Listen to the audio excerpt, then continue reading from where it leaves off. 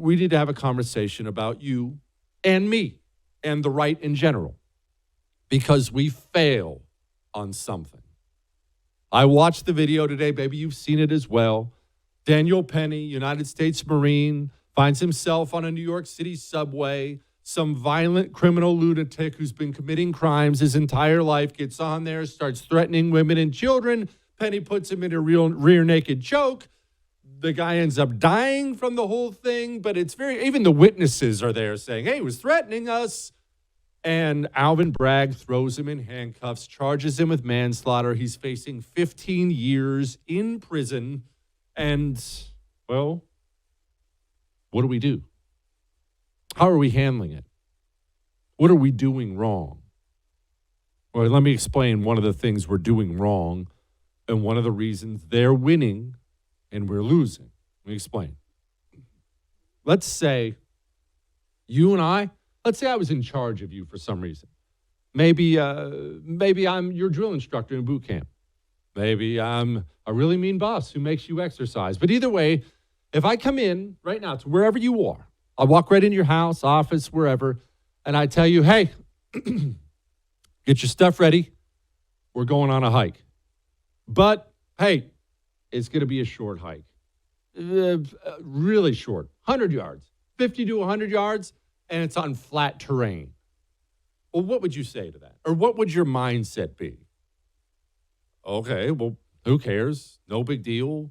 You wouldn't be scrambling to get your best socks. You wouldn't be chugging water. Oh, my goodness, I don't want to pass out. You'd be in the mindset of, okay, it's kind of weird, but we're going on a nice, easy hike that'll be over in 5 minutes. Okay, no problem. But then I took you out there and I threw a 50-pound pack on your back. And instead of a nice flat 50-yard walk, we go on a forced march through the hills.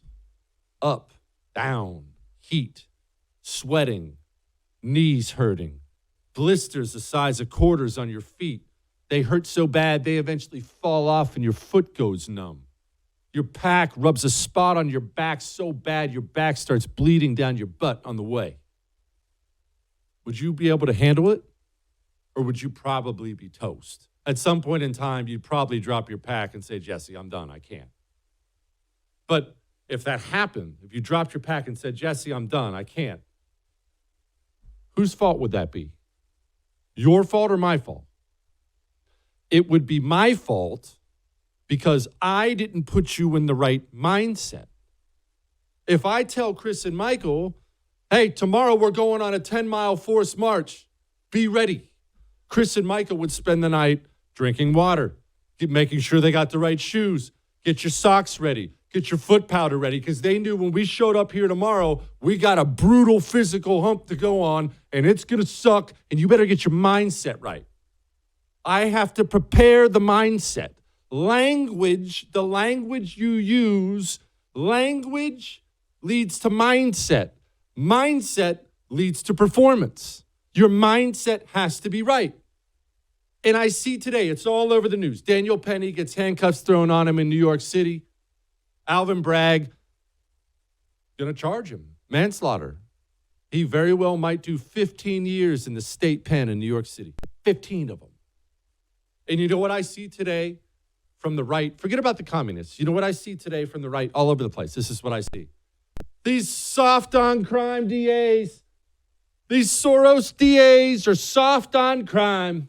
Soft on crime DAs. Headline after headline after headline. Go to your favorite website. I guarantee that's how they describe them. Soros DAs are soft on crime. Soft on crime? They don't appear to be soft on Daniel Penny, do they? They appear to be overcharging Daniel Penny, don't they? So why? I thought you told me they were soft on crime. You told me they were soft on crime because you're soft and you use the wrong language and you're setting the right in the wrong mindset. You see this right now with what's happening at the border. 750,000 illegal immigrant hordes pouring into the country. And what do you see? Every person on the radio, every person on TV, every single elected official on the right, Joe Biden's blunders at the border. Oh, Joe Biden's screwing up. Whoopsie. Oh, how could Joe Biden make such a mistake? What a mistake. Wow, they've really screwed this up, Bob. What? Alvin Bragg is not a soft on crime DA. George Soros DAs are not soft on crime. They are tip of the spear communist warriors. They are there to cause murder and rape and robbery and mayhem on purpose, as communists have always done. Lenin threw open the prisons so the murderers could go free. During the Spanish Civil War, the second the communists took power, right to the prisons, threw open the doors so all the murderers and rapists could go free. Country after country after country, the communists do this when they're trying to take power. Why do they do this? They do it on purpose. They want that murderer in jail to go free and murder people. They want that rapist to go free and rape people because it causes civil unrest. It causes chaos. It causes angst. And that's where the communist gains power. He's not soft on crime. He's a communist warrior, tip of the spear. He's there to cause murder on purpose. He's not a flowery liberal progressive with kind of a different way to look at the criminal justice system, guys. That's how every jerk-off senator in the country's describing him today. Pathetic. They're talking about it at the border, too pathetic. He's not there for that. He's there to turn murderers loose. Oh, and wait. He's also there to arrest the political opposition. He's there to arrest Donald Trump because Donald Trump's currently the leading candidate to be the Republican nominee for president, and he wants to smash him and throw him in prison. He's there for that. That's his job. That's his mission in life. He's there to arrest Daniel Penny. Why is he there to arrest Daniel Penny? Daniel Penny is a message to every single other New Yorker. It's a message that says, hey, when I turn murderers and rapists loose, don't you dare think you're going to stop them. You sit there and shut up. I want them to murder and rape. I'll turn them loose. You try to stop them, you're going down, pal. You're going down.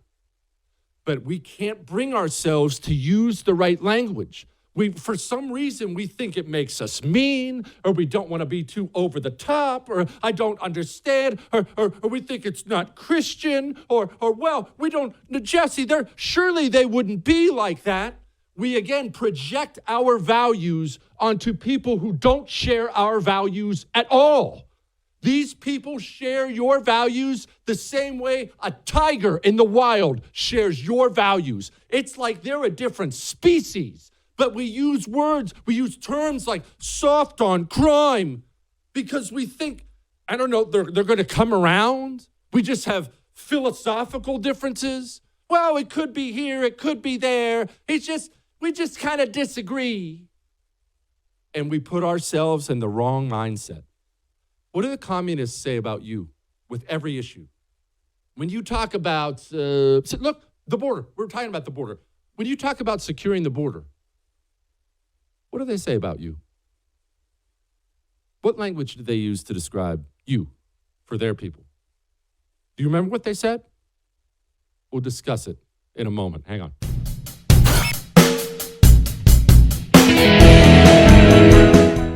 I have great news. If you enjoyed that, I have a YouTube channel you can subscribe to. Whatever I do, it'll be right there on YouTube, so go subscribe today.